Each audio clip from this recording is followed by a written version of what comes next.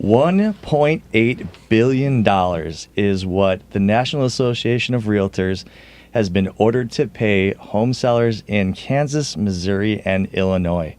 My goodness. We're going to get into it here on the HomeBuyer's Hour on AM 820 WCPT, where the facts matter.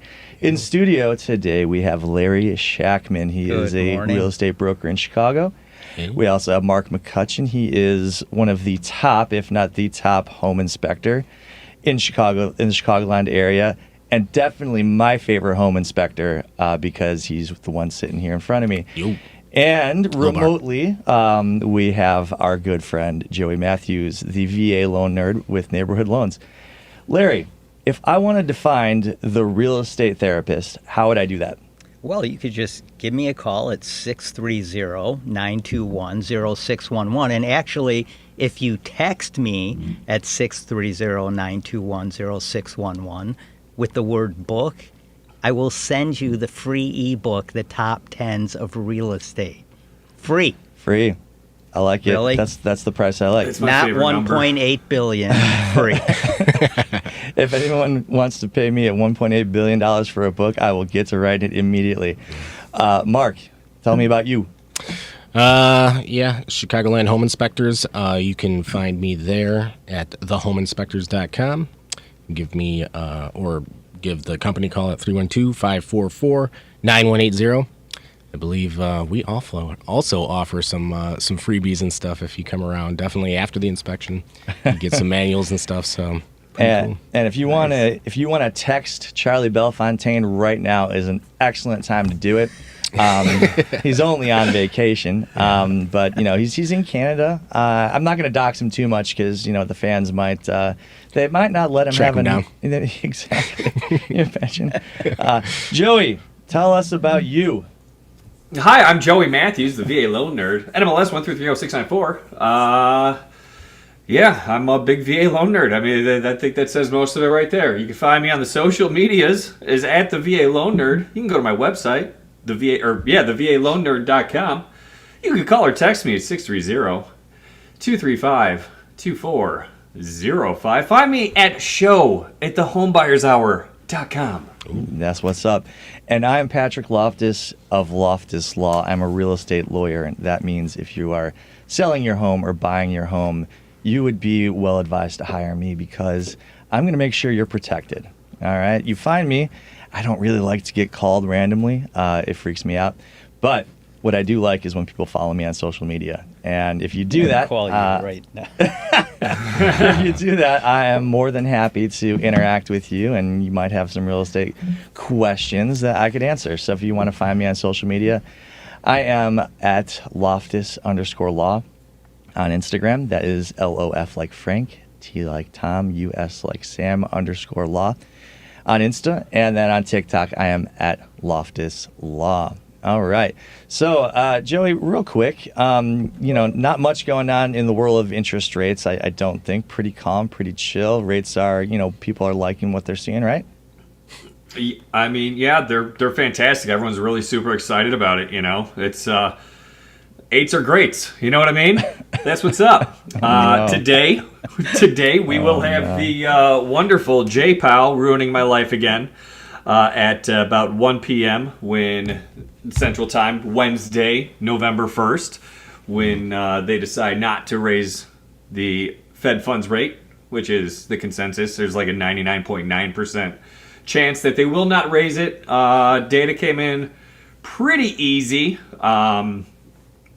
Pretty light, pretty easy, pretty breezy. So no crazy changes in the 10-year Treasury. It is dropping slowly, if anything, from the highs that when we peaked over at 5.03% yield about a week and a half ago. We're down to under 4.8 on the yield, which is good for rates. So while the 10-year Treasury isn't directly impacting rates, it is correlated to where rates move, because as people invest in long-term treasuries, they're also investing in long-term MBS, mortgage-backed securities. So we usually see rates drop a little bit when we see the treasury yield dropping a little bit. Though they're not actually related to each other, they correlate with how they move. So Little bit of relief, nothing crazy, but Jay Powell may ruin that in a few hours. So we'll see what happens, right? Hold on to your seats, kids. I can't wait. I can't wait. And if anything pops in on CNBC, you just let us know, or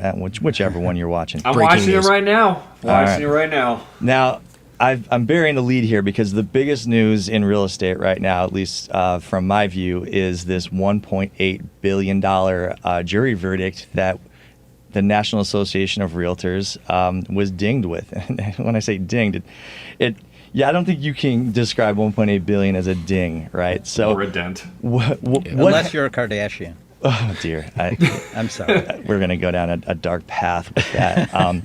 So what happened? What happened is that a group of people decided that they don't like the fact that sellers are paying for the buyer's broker's commission, and they said that's not fair, and they filed a lawsuit.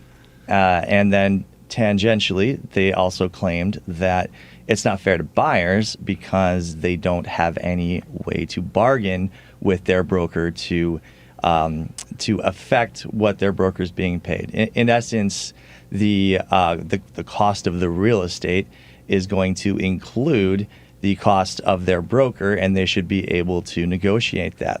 And so whether or not those were fair claims was up in the air until yesterday, when the jury came back after a 2-week trial and said, actually, we don't like it. We think that this whole scheme, so the scheme is basically this: National Association of Realtors said, they've since changed their tune a little bit, but they've said effectively that a listing broker has to put somewhere in the listing that they're going to share a portion of their commission with the buyer's broker, and thereby it will have some effect on whether a buyer's broker is going to want to show your house over someone else's house, depending on how much you are offering as a cooperating commission.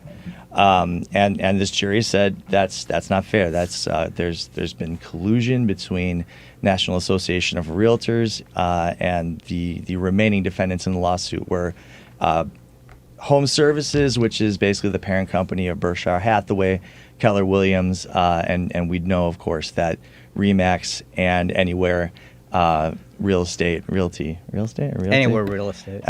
They had previously settled for, well, we thought it was a lot of money before we found out it was $1.8 billion.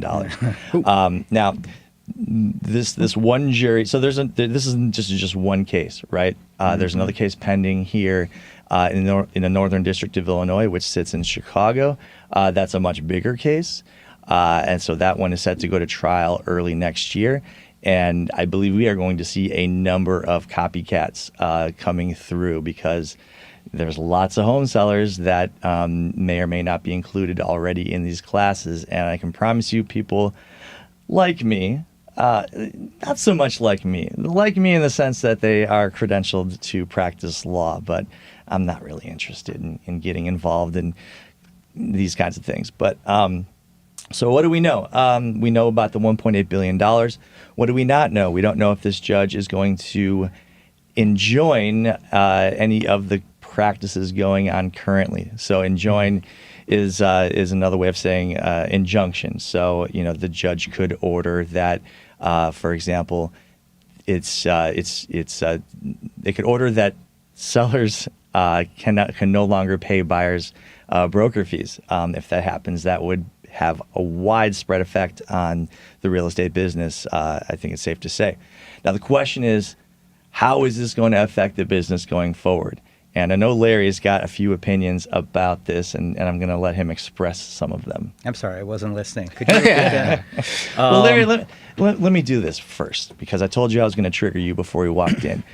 One of the claims that the plaintiffs are making in these cases is that the real estate business has changed now that the internet exists, and all of the listings, except for pocket listings and other things, are available to the general public, and they can just go and pick out their house, and you're just basically sticking the key in the door and showing them the thing they already knew they wanted. And then thus the buyer's broker's role is diminished. Now, I have my own opinion about this. It's probably close to yours. What do you think about this claim? Yeah, so I think that's very true what you just said. The real estate industry has changed immensely over the last 10, 15 years, 20 years, ever since the internet. Just like the medical, everybody goes on the internet now and they're all doctors. They all, right? So it's the same thing with real estate. So all the information that used to be incubated in the MLS is now spread out everywhere. Zillow, everybody has access to that information that we used to have. I think that's a great thing. However, in my opinion, first of all, the buyer is bringing money to the table, not the seller. Right now, the way it works, the proceeds of the sale is what pays both the seller's agent and the listing broker, the selling broker and the listing broker, right? Yeah. So it's actually the buyer that's bringing the money to the table to do that. Now, if you take a step back here, 90% of buyers have a hard time coming up with the down payment. Whether it's, look, you could go at 3.5%, you can go at 5%, 10%, but the fact is most buyers have a problem, not a problem, but have to scrape money together to come up with a decent down payment so they can afford that payment, that monthly payment, correct? Well, yeah, it would seem that, I think where you're going with this is that it's going to make real estate less affordable. Yeah, because you have the person that is buying this house on an FHA loan or on a VA loan. They're putting down 5% because that's what they can afford. But oops, wait a minute, that $400,000 house you're buying, well, now you're going to have to pay you don't have to, but you would have to pay your buyer's agent at 2.5% an additional $10,000 out of your pocket, not the proceeds of the sale, and now you're going to have to come up with that money in addition to your down payment, prepaids, and everything else you have to pay at closing. So here's what the plaintiff would say about this, and I'm gonna hide behind them, as I counter. So here's the counter argument to that. So the current dogma is that a cooperating commission is going to be 2.5% of the purchase price, give or take. What the plaintiff in this case is suggesting, and what I think they would like to see happen, is that is going to be wiped away, and buyers are going to be able to negotiate with brokers and say, look, I can afford to pay you $2,500 to be my real estate broker on this purchase. I've already picked out the house that I want. I just need you to be an advisor in this process, and that's your role is going to be limited to that, something along those lines. Now, is that realistic? I don't know. What do you think? No, it's not realistic, and I'll tell you why it's not realistic. So I've been doing this 23 years. I know the home buying process. I know the trajectory, if you will, and the transactional process. It changes all the time. I rarely work with a buyer, or for that matter, a seller that really understands the transactional process.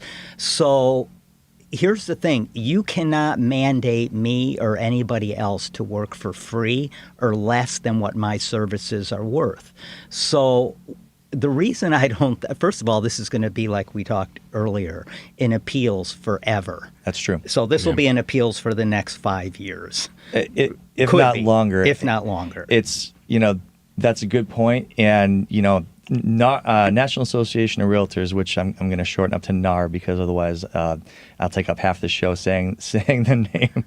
So these lawsuits and the ones that are bound to follow, because I know my brethren well. There are some lawyers that they've never met a lawsuit they didn't want to file, and they like money just like we all do. Of course. But these lawsuits and the potential verdicts, the 1.8 just scratches the surface. Mm-hmm.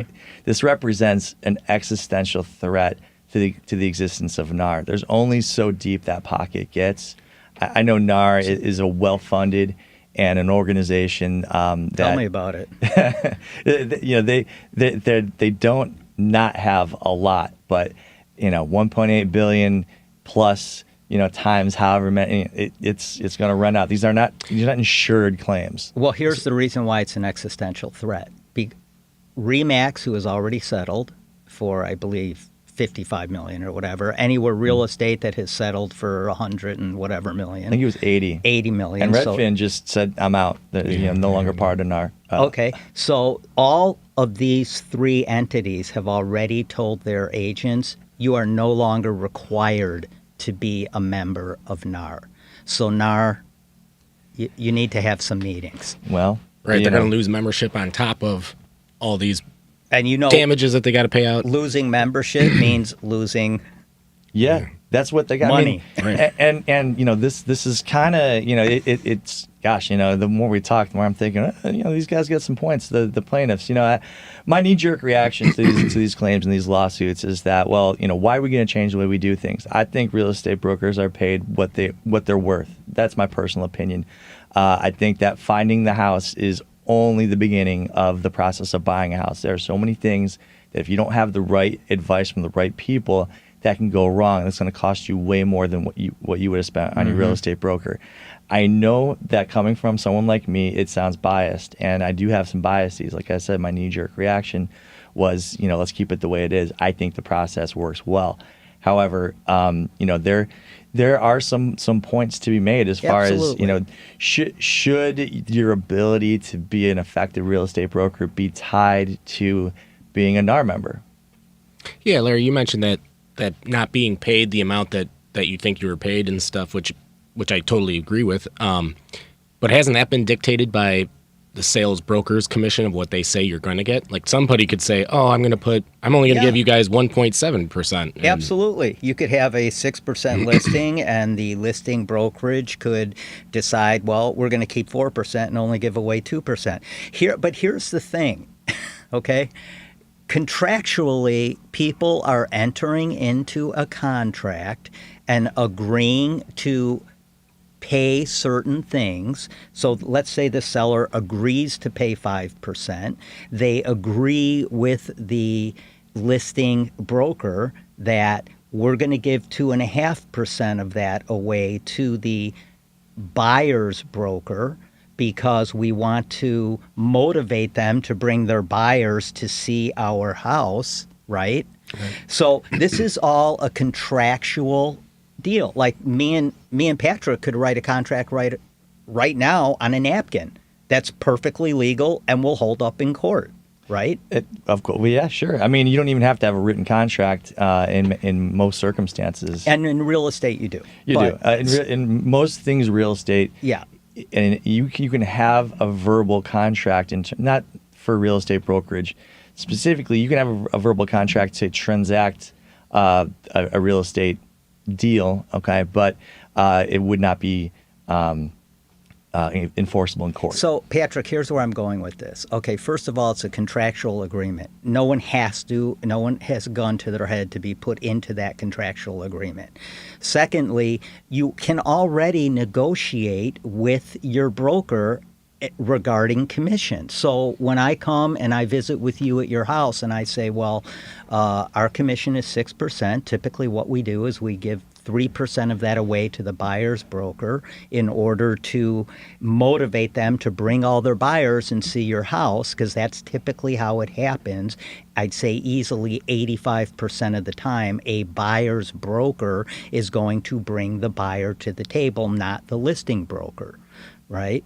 So you have free will to negotiate that commission right now. That's true, and I will for the seller. You're saying though, for the seller, yeah. But the buyer still, that's what they're getting at, right? The buyer doesn't have it. It's just on the. It's just sitting on the fence. Let me throw this in there because I'm not sure it's well known. This fact. So Redfin, we'll bring them up again. In many circumstances, they will actually rebate a portion of their of the commission they receive when they represent a buyer after closing takes place. So they'll get the commission and they'll rebate it. So in a sense, there's already it's been shown through this actually happening that there is an ability in some respects for a buyer to negotiate that kind of thing. 100%. And actually, my company, Trusted Agent USA, trustedagentUSA.com. Sorry, shameless. That's me. You all know that, though. I know you well enough to know that I'll never stop you from doing that. So just have at it. We do that. So if you purchase a home with us, let's say if you're selling your home with us, we are going to list it at 2% commission. If we bring the buyer to the table, we are not going to take a buyer agency commission, so your total commission would be 2%. In addition to that, if you purchase your next home with us, we're going to rebate back to you 0.5% on the purchase price of the home that you're buying. So now my point with all of this is a seller has free will to negotiate something like that with any broker out there that they're talking to. Yeah, it's true. And I think if anything, there's going to have to be some more honest discussions, between brokers and their clients about, what does this represent? Because if you just go, well, it's 6% because it's 6%, I think that's where the bad feelings begin. I agree. Right. Now, Joey, let me just bring you into the conversation, because as it stands here with this $1.8 billion verdict, it would seem to me What's that 30% of 1.8 billion? It's nice. It's real nice. Come on, John. Plus whatever your costs are. I mean, that's just the Oh, fee. stop it. Come on, I'm not out of pocket on that. God, you got to think like a lawyer. So, Joey, as it stands, we've got a $1.8 billion verdict that has been awarded because a jury said that the current scheme represents collusion between NAR and the large real estate brokerages here in this country to keep commissions inflated at that. The average commission is somewhere between 5 and 6%. Now, given that, if I were doing business going forward, I probably wouldn't want to be continuing that exact game plan, because it's already been determined by at least one jury that this is something that you can get sued and have to pay. Yeah. Now, one thing that comes to mind is that we're going to start seeing brokerages that say, look, we're going to have our buyer come in out of pocket for the commission that we agreed to, and we're not going to take a cooperating commission from the seller's broker. How is that going to play insofar as their loan is concerned? Because I can see where this is now perhaps going to affect, will they have the necessary cash to close? Will it affect any of the other underwriting, and anything else in the underwriting process? How could this change your process, and what things do you think will need to change on a regulatory level, especially with VA loans? Now that we're going to see probably some people feeling like they've got to change. Yeah, well, I mean, right off the bat, the biggest thing for me is obviously on VA, you are not allowed to pay realtor commissions, period. So that's obviously a huge problem, just from my perspective. So a buyer cannot come out of pocket for any real estate commission if they are a VA borrower. That is correct. That sounds like that's going to have to change, right? Yeah, that's a direct conflict with what the jury says. Yeah, and that's coming right from the VA lender's handbook, right? So, in unallowable fees, that's one of them. In no circumstance can a veteran borrower pay for the realtor commissions. And to make another point to this, that's at the federal level. Like, that's who's making those rules is the government. So are they going to step in now?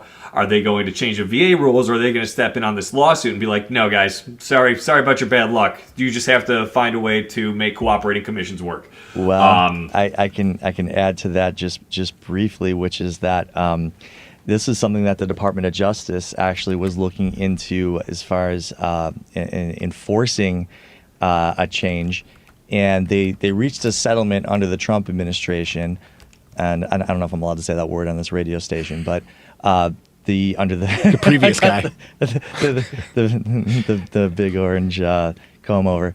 Under the Biden administration, the Department of Justice is attempting to reopen the enforcement action, basically dovetailing on similar claims that have now been on one level vindicated by a jury, which could further complicate things, to say the least. So Joey, I stepped on you a little bit. Please do continue.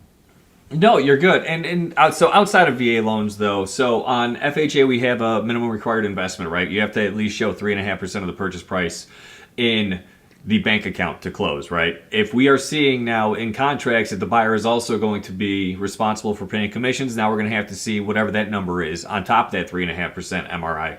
And of course, if there's no sell, what's that? I'm looking for the bell here because you're hitting on everything. I can give you the applause. Just good. Thank you. All right. Thank you. Well done. Yeah. Well done. Yeah. So it's on conventional loans, if a buyer's at 3% down, that essentially kills our first-time home buyer or Home Possible or Home Ready programs, because 3% down, there's a reason you're going conventional at 3% down. Now you're looking at closer to 5%. So any borrower who was originally 5% is now looking at 3% programs, so they can also pay the commissions. So, I mean, we have to underwrite additional funds is what it comes down to. This is going to lead to, obviously, more down payment assistance programs being used. It's going to lead to, I mean, there's just a lot of ramifications for this decision, I got one quick question here. I have a quick answer.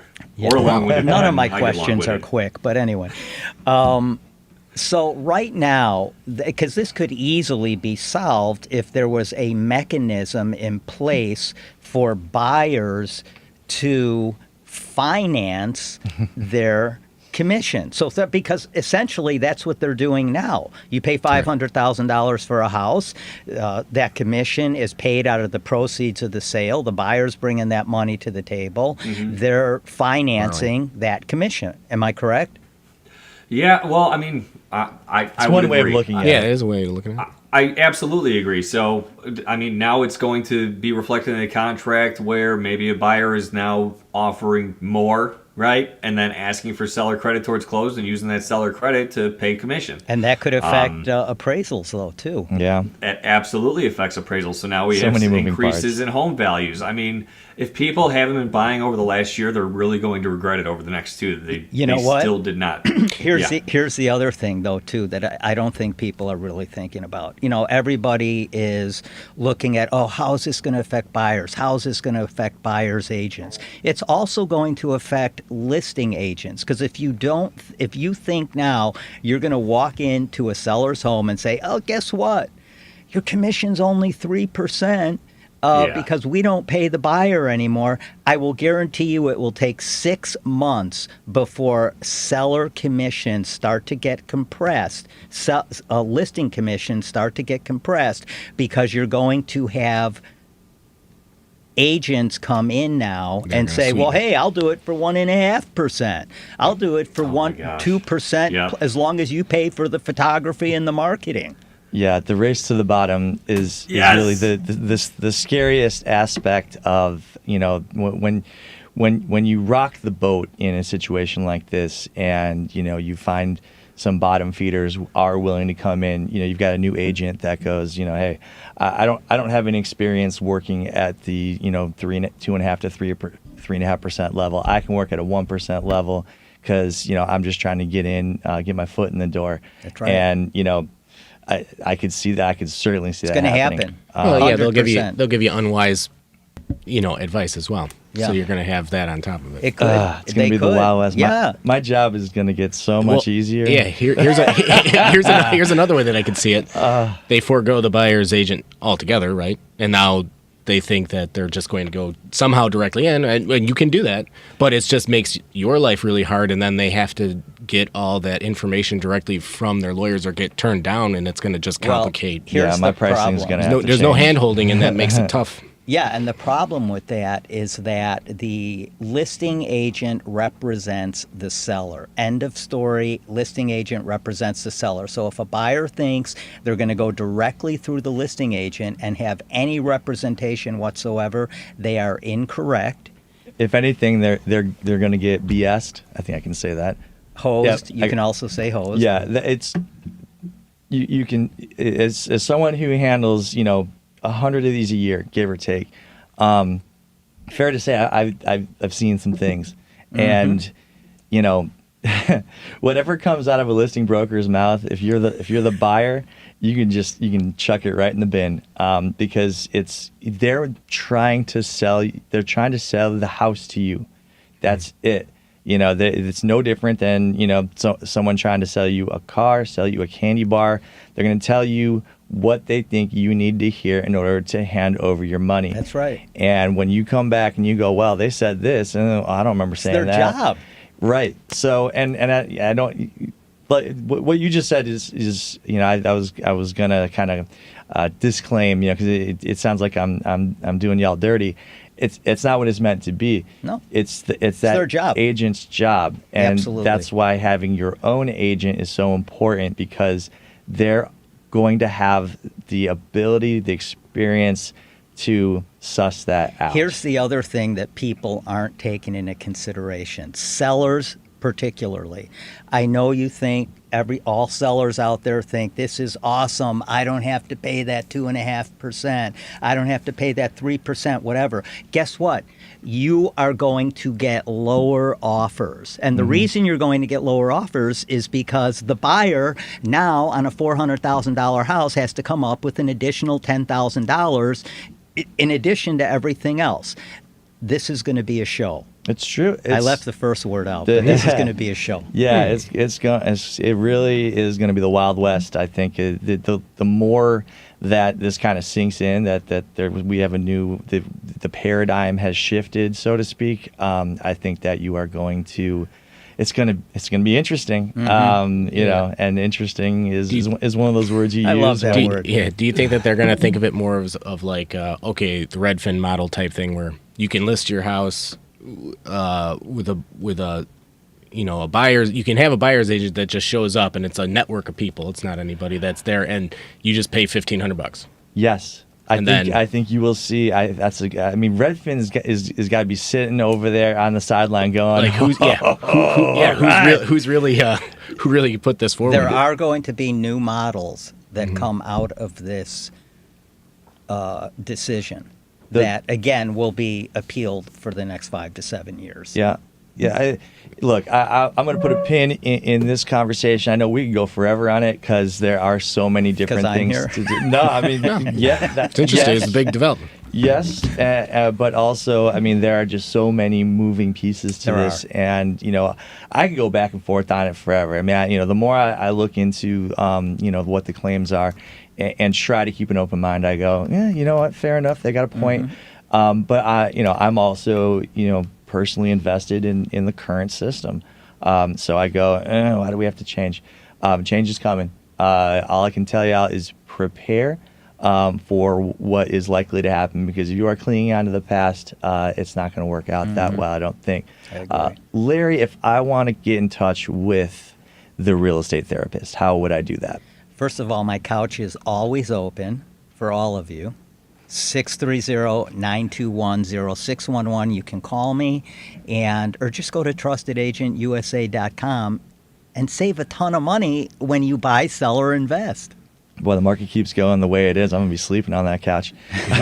Mark, how do I get in touch with you? Chicagoland Home Inspectors.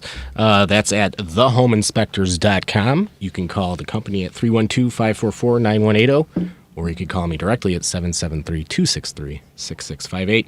That's what's up. And don't forget to text Charlie Bellefontaine as much as you want during Need help this immediately, week. ASAP. He will absolutely set aside his breakfast and get right on whatever your situation is. He fishing in Canada? I don't think he's a fisher. No. I don't get that feeling. I think he's probably snowboarding. Yeah, from the pictures I saw, it looked like relaxing at a cool. Awesome. Hey, he deserves it. Yeah, get him a massage, and He's a all good that fellow. kind of stuff. I love Charlie, and that's you can tell I love someone when I ruthlessly rib them. So, Yeah. speaking of people I love, Joey Mathews, how do I get in touch with you? Oh, well, you can call or text me at 630-235-2405. Find me at the VALoanNerd.com or across all the social medias as at the VA Loan Nerd. You really do need to be following the VA Loan Nerd. He puts out stuff, I think, every day, right, Joey? Every day, Yeah. every day. Awesome. This guy is, if you are trying to, if you're a babe in the woods, so to speak, and you really don't know the first thing, especially if you are someone that might be eligible for a VA loan, you will really get, the 101 class education on what it is. You might find yourself actually buying a house because you learned from the best about, It matters who you work with, man. Absolutely. Yeah. And Oh my gosh, I just posted about that. that's what's up. If you want to get in touch Full with circle. me, I am Patrick Loftus with Loftus Law. I am a real estate lawyer. I handle residential real estate transactions. If you're buying or selling a home, you would definitely want to... Or investing. Yeah, I mean, it's, whatever it is. Yeah, I'm the guy there with the sword and the shield, making sure that the people on the other side, just like Larry said, this listing agent, they are going to just promise you the world, and if it ain't right, then you can chuck it right in the bin, like I said earlier. But with me there, I will be able to tell you that we need to do our own due diligence. And you wear a cape. And sometimes when I'm LARPing, I do wear a cape. Live action role. Okay. Hey, so I wanted to pivot this conversation. We just had our first snow of the year, which I was so happy about. /S if you're someone who spends too much time on Reddit like I do. And so it gets me to thinking that as the leaves change and we shift from the summer, the warmer weather, into the colder weather, how does that change the way that we present and try to sell and inspect real estate? Now, Mark, we were talking at breakfast about some of the pluses and really some of the limitations actually that cold weather presents. Can you elaborate on that? So, I mean, first off, of course, you can always buy and sell a house, and we'll always do the best job possible to try to make sure that everything is good to go.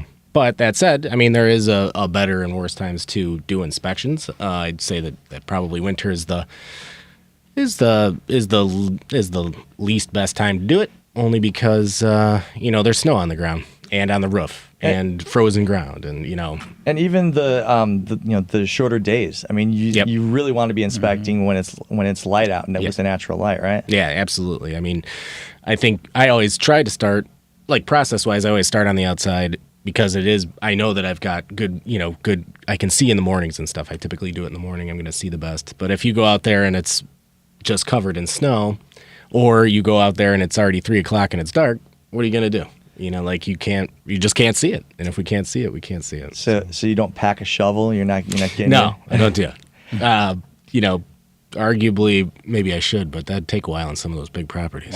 Yeah, no doubt. I mean, you do have some tools though, right? So it's like, you've got, for example, a drone. Yep. You can get that drone up toward the roof, even if it is a little bit slippery. You don't want to get your boots up there. I definitely think that in the summertime, or me personally, if I can walk the roof, I'm going to walk the roof. I think it's a better inspection. You can see things with your eyes and with your hands and see it and stuff that you just can't see with the drone, even though a drone is a really good option, and sometimes the only option, especially if it's steep or if it's just dangerous because it's raining or whatever. But back to the snow thing, sometimes it's covered in a white blanket of snow. There's nothing to be done there, and no one's going to climb it. So you're just kind of on a... Yeah, I mean, for example, if you see like a piece of trim that looks like it's rotting, you can't stick your finger on it to see if it's spongy, right? The drone just sees what it sees. Exactly. So and then the other thing, so you may not be able to detect active water infiltration, but you do have like a temperature sensing device. So we have infrared cameras and things of that nature, so that we can do our best, and especially just intuition and experience when you can look around and see stains and things in basements to try to do your best to understand. I think it gets wet down here on and off often. Unfortunately, in the wintertime, if it's been cold for days on end and it's kind of frozen the ground, we get a lot less water in the ground, frankly. So that's always going to be the tough part. Is in the springtime, everything gets thawed out and it starts moving around water, and then they might in the springtime find out they get a little seepage or something like that. But while we're there that day, we're going to be taking our thermal camera all over the place and seeing if there's anything still active on it. I mean, and in some ways that there's some benefit to that. So if you've got an exterior wall that's you're missing a bad of insulation, it's you're going to see that on the infrared. Here's another thing that occurs to me is that if say for example you've got like an ice damming problem, not something you're going to be able to determine in the summertime. Yeah, I mean it's certainly you can tell that these things are happening, especially the gutters are going to be kind of like dented in things, and then you come to the inside. If you have the ability to see the structure from the inside, you can tell. Oh, it looks like those eaves get damaged all the time, probably because of a steep slope or they don't have a lot of insulation stuff. So you can kind of tell sometimes in the summer, but certainly if you drive up on a house and there's huge icicles, well, you know what the root cause is there. It's self-apparent. So there's plus and minuses to different seasons in general. Yeah, what you can see and what you can't see. And then with like an HVAC inspection, once you get to like 65 degrees, you can't even test the AC. Yeah, I mean, if it's below 50 degrees for a couple days, or it's really not a good idea to run it, because you got to figure that compressor is actually going to drop that temperature more when it's doing its work, and that could damage it, could break the pipes and stuff. Yeah, so freeze up that coil. And then now I'm on the hook for a new AC unit. But so. Patrick, going along with that, what do you do in your attorney modification letter? What do you ask the seller if it is winter and you can't check the air conditioning? What's the obvious question you're going to ask the seller? I'm sure they get this all the time. Yeah, so the standard practice is, the seller represents that the air conditioning worked the last time that you operated it, or during the last cooling season, however you want to term it. But the more I do this, and this relates to what we were discussing just a moment ago. Really, anything the seller tells me, I don't put a lot of stock in it. I want to, whatever I can do to test something myself. Many lawyers will ask something along the lines of, the seller represents that there's been no water infiltration. Well, okay, what's the response I get to that? The response I get is none, to the best of seller's knowledge and recollection. It's not it's an answer that says nothing. Okay, and do I do a coached answer from the other lawyer? You don't remember that, right? So no, I don't. I don't bother with that. There's going to be a lot of that going on in Washington. Well, this week. I don't recall. I don't know. I didn't sign that. So honestly, I don't really bother with such things anymore, because I don't feel like it brings a lot of value for my client. I kind of agree with you. At the end of the day, if we're worried, if we've seen something, just visually about the AC, or super old, whatever it is, I think at that point we're really looking more along the lines of asking for a home warranty. There you go. As much as I don't particularly care for home warranties, I'm not sure there's a better solution other than to ask the seller to escrow money, which isn't going to. They're not going to say yes to that. They're going to say, what they're going to say is, why are you asking for that? Nobody else asks for that. And for what it's worth, I handle enough transactions over the winter, and I've been doing it for years, that if I saw that it was a reoccurring problem, that I'm getting phone calls from clients in the springtime when they fire up the AC for the first time, and it's not working. If this was routinely happening, I think I probably would adjust my process. But honestly, I can't even think of a scenario where that happened. I think maybe one time I had one where a furnace didn't fire up quite right, and we did something with that. But in terms of how I'm gonna deal with that, I'm probably just gonna say exactly that to my buyer. I'm gonna say, Home warranty is, and they have a little insurance policy of some kind to fix it. It's the bare minimum, really. Yeah. So Larry, I imagine you've sold a house or two during the cold weather months. I don't know you having had portfolios of like hundreds of REO properties. Tell me a little bit about what changes with your process when we do enter those cold weather months. Yeah, so that is a great idea, or a great question, because actually one of the things we do that I think a lot of agents might miss is, let's say we're sitting here in October, November, or even in September, and you're thinking, I'm going to put my house on the market in, after the first of the year, January, February, when you cannot do all of the outside maintenance you'd like to do. Mm-hmm. And so what we suggest is, if you're thinking of selling your home after the first of the year when it's still cold out, I mean, we don't get warm around here until like July. So seems like it. Right? So what we suggest to all of our sellers is, get this done before the winter sets in. Get your roof clean, do a soft wash on your house, clean up all the landscaping, get your pictures now. Sure. Do all of that and get your professional media done now, because guess what?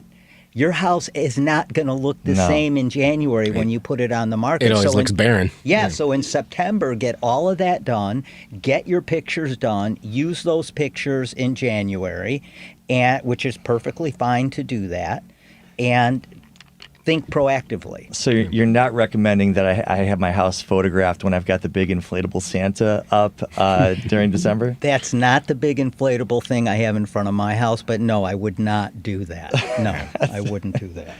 I don't even go there. Try to avoid it. I've got a few directions to go with that, and none of them are good. So it's really I think it's something that I've not given a ton of thought to, other than, I know that when it's going to get a little bit chilly, I know that I'm going to start seeing inspection reports that say I can't test the AC. Mm-hmm. I won't see as much water. But I think that's where you really need to have someone who is experienced and knows what they're doing. If you're now, Larry, correct me if I'm wrong. If you're a buyer, you typically, when we're in the ebb portion of the year, which is the winter, you're going to typically have a better time trying to negotiate, virtually everything with a seller. So typically is one of those words. It's like unique. I've set you up. Or interesting. So typically that's the case, but here's the deal. The way the real estate market has changed so dramatically, with interest rates fluctuating wildly, and, not right now fluctuating wildly. We're right around 8%, 8.1%, whatever it is. But going from 2 and 3% to 8%. Yeah. And so it's all relative. The whole seasons of real estate idea has changed. Yeah. So it really has. So it's not the Super Bowl anymore that starts the spring. No. It's not like the spring market is, oh my God, and then it slows down when back to school comes. What do you think? Is that just because of the rates and stuff, or do you think the buyers are generally more educated? Yeah, well, I think it has to do with all of that, and I think that more than anything, it has to do with just the dynamics of the real estate market right now. 42% of people out there don't even have mortgages. 65% of people that do have mortgages are at 4% or under. Yeah. And so, it's just a confluence of craziness that has changed everything about real estate. Yeah, one thing I saw, I don't remember where I saw it, but it was something. It's probably TikTok. Let's face it. I love that. Favorite space. we all remember back in March when we had, I think it was 3 regional largish banks collapsing, and the reason being is that the interest rates increased so quickly. I'm starting to realize that that's also affecting the larger economy in sort of similar-ish ways. And what I mean by that is when you go, so, historically speaking, we're right around the average, right? If you take it back to like 1970, 8%, Joey, correct me if I am speaking out of order, is about the average over that long period of time. But when you increase or decrease interest rates dramatically, it really causes a lot of activity to increase or decrease dramatically. And it puts people and businesses and corporations, and we're going to continue to see more dramatic effects of the increase in interest rates. I mean, they were, what were they on January 1? Maybe in the 5s or 6s. Joey, you can confirm or deny. But they rose from, let's just say middle of 2022, they were still down in those historically low numbers, and now they're more than double, maybe even triple in some cases. That is going to have dramatic effects on any one person, business, bank, government entity, you name it. Yeah. You know what we haven't talked about, though, that's going to have the biggest impact on real estate in the coming years? Because we've got 3 minutes left. We've talked all residential real estate, but what's really going to have the effect is commercial real estate, downtown districts in major metropolitan areas are now running, many are running at 50% vacancy rates. So these landlords can no longer affect the debt on their loans, and believe me, there is an insane meltdown coming and a transitioning coming from office space to residential space. Making the office spaces into residential. You're thinking. Yeah, right. Yeah, all right. Or something. So, and just stay tuned, because that is going to be a topic for an entirely new hour of the HomeBuyer's Hour. Absolutely. Because I got a lot to say about that, which is not unusual. I have a lot to say about most things. I'll tell you what, though, if I needed a couch to crash on and maybe some therapy, how would I find my favorite real estate therapist? Give me a call anytime, 630-921-0611, or just go to trustedagentusa.com. That's what's up. Mark, tell me how I get in touch with you when I want my winter inspection. Yes, winter inspections, all inspections, house-related, we will do. You can contact thehomeinspectors.com, or you can call 312-544-9180 or 773-263-6658 if you need to reach me directly. Thehomeinspectors.com. Joey, how do I reach the VA Loan Nerd? Well, you can go to his website at thevaloannerd.com, or check him out on the social medias is at the VA Loan Nerd. Also, feel free to call me, 630-235-2405. Honestly, text is probably better, though. And I'm text is probably better. Yeah. And I'm Patrick Preempt that call. Jesus Christ. I'm Patrick Loftus. Darn it. Of Loftus Law. I'm a real estate lawyer. If you want to find me on social media at Loftus_law on Instagram. LOF like Frank, T like Tom, US like Sam on Instagram, _law. And at Loftus Law on TikTok. One last thing, the 2022 second installment real estate tax bills come out for Cook County. If you think your real estate tax bill is too high, you need to contact me immediately, because I can probably help you with an assessment appeal. And it is something I think a lot of people don't know about, and all I can do is save you money there. So that's been the HomeBuyer's Hour for Wednesday or Saturday or whenever you're listening on your favorite podcast app, which you are going to rate us 5 stars and leave a wonderful review. Please do. And I think that is it. Signing off. All right. Adios. Thanks for having me. Thank you. Bye-bye. How'd I do, Devin?